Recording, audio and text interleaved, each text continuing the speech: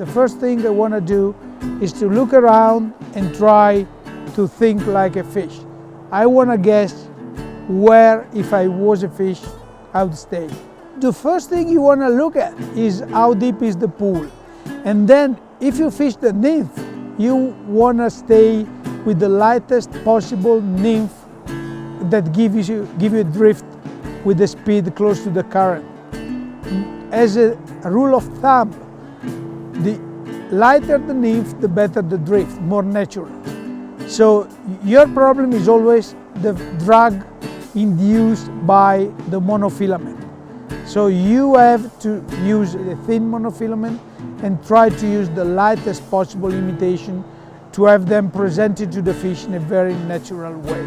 And there are chances that the end of the drift to keep holding your flies sometimes give you a fish, because your nymph from the bottom will rise to the top and the fish will think at an emerging insect, so they will go on it. Best time to do that is in the evening. During the day, I would suggest as first choice fishing the nymph on dead drift and natural presentation.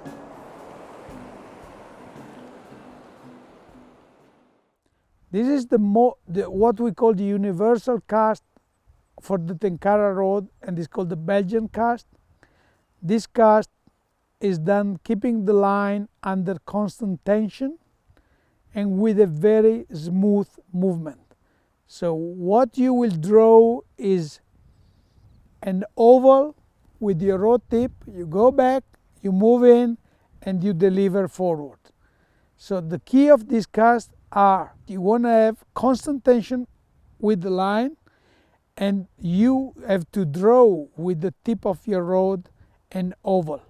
So you start with the rod low, tension on the line, you go back, you stop here, you move the rod in, and you go forward. So I'll show you now in continuous motion. You do this and this, this and this. The most common mistake are either to move the rod too much towards you, think that can hurt you because you can have the line on your back, or to go too low with the tip like this. So that's another mistake, because first of all, if you go too low with the tip on the back cast, you can hit something, but you create a huge loop that will kill your precision. So you have two different ways to present the fly with this cast. One delivery that is what we can call a delicate delivery.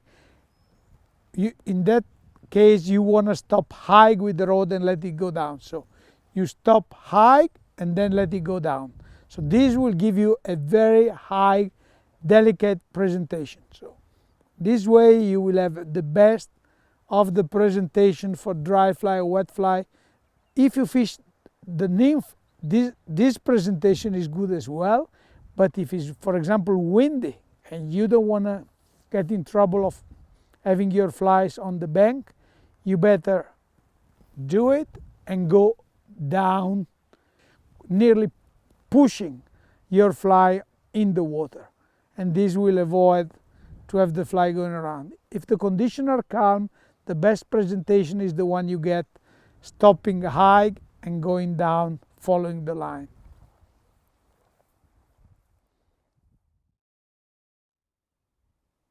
As I've got the wind blowing on my face, instead of a regular cast, I will work out water tension cast. Put the line down and just flip it in and get in.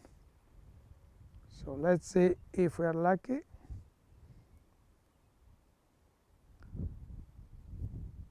When you fish in a small pool like this one, you have to cast upstream in order to give your nymph enough time to go down deep.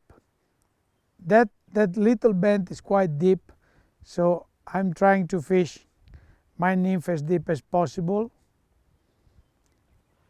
and that's why I cast upstream and then I let it go down following with the rod tip.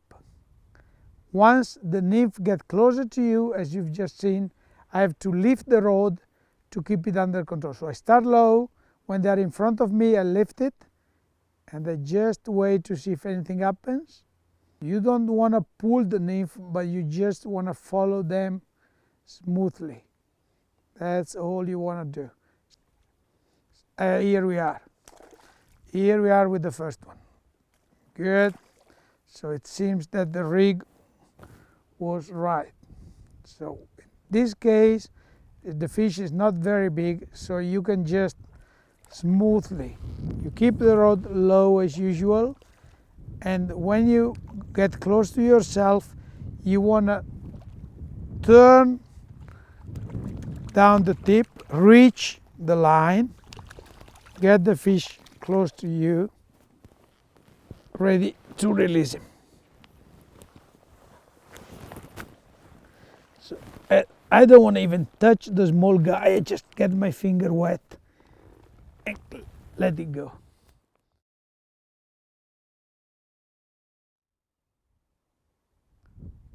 I'm using 2 nymph here because it's quite windy, and as in places like this you cannot fish very big nymphs, to add some weight and go down quickly. It's more deep than what you can think. We will fish places up to 5-6 feet. So the best way to reach some depth is to use a 2 nymph rig. And that's why I've got this rig set up. Just, okay, when the wind is blowing on you, you want to do a little mend upstream and then follow through. Okay.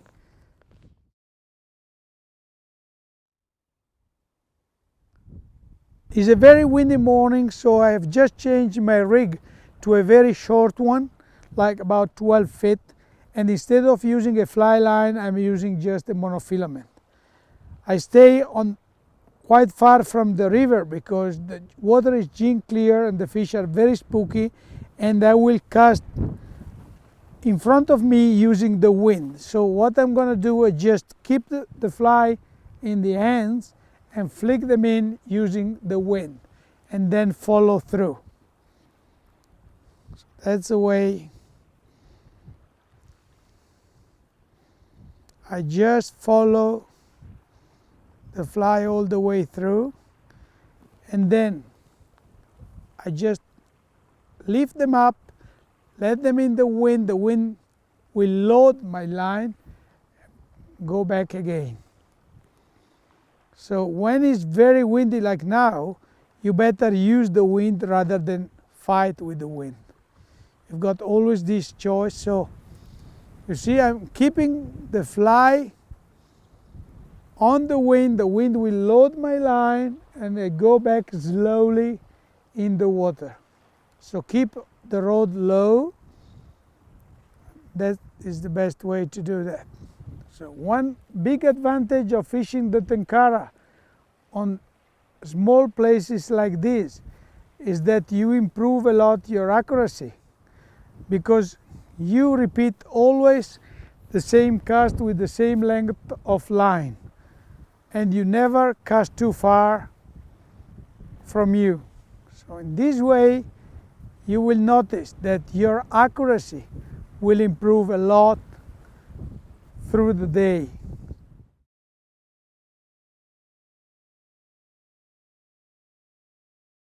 Oh, this is a good boy. This is a good one. In this case, you better follow them rather than leaving too much line out. So that's what I'm gonna do. I follow the fish tenkara like. Let's see. And this fish looks to be in very good condition. It doesn't want to move much.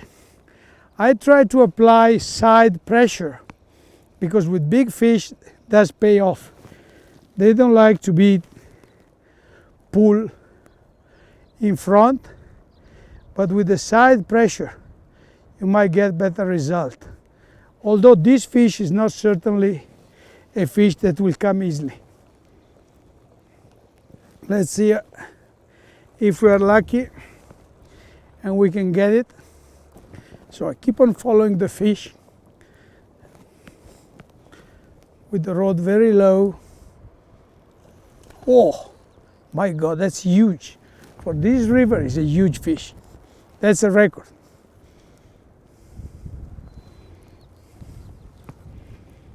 On this fish, you have to be very patient.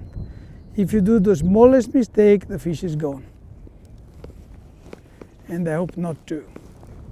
When you have a big fish on, you have always to concentrate 360 degrees to check out which are all the possible danger around you and avoid them as much as you can.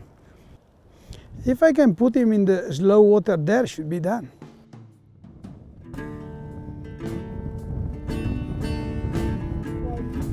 It's usual.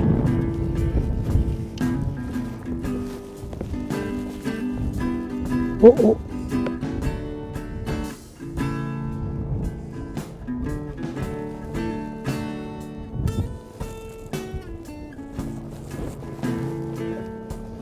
That's a big fish.